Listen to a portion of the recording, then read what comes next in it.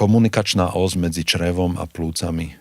To sú tiež absolútne neuveriteľné veci, pretože si predstavte, že imunitný systém, ktorý je v prevažnej miere lokalizovaný do sliznice tráviaceho traktu, to z každej reklamy na jogurt počúvame, že 70% imunity je v čreve. Toto nie je celkom presne, ale je pravda, že to, čo jeme, je cudzia hmota. To, čo jeme, keby sme to rozmixovali a pichli do krvi, tak nás to zabije, aj keby tam nebol kolagén.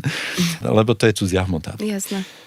To, čo jeme, je v kontakte s našim telom na ploche asi 30 metrov štvorcových.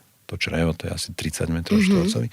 To, čo jeme, prináša so sebou množstvo baktérií. V 1 mililitri stolice, čo je veľkosť asi hrášku, je 100 až 1000 krát viac baktérií, ako je ľudí na celej zemeguli. V 1 mililitri stolice je 100 až 1000 krát viac baktérií, ako je ľudí na celej zemeguli. Čo je veľmi dôležité, čo vám žije v tom čreve. Keď imunitný systém v sliznici čreva zachytí nejakú baktériu alebo vírus, ktorá je nová, tak sa určité typy bielých krviniek spoja s tým mikroorganizmom a zanesú ho do sliznice dýchacích ciest, aby aj imunitný systém v sliznici dýchacích ciest alebo v dýchacích cestách, aby mal imunologickú informáciu o tých mikroorganizmoch, ktoré sú v tráviacom trakte. A toto sa deje opačne.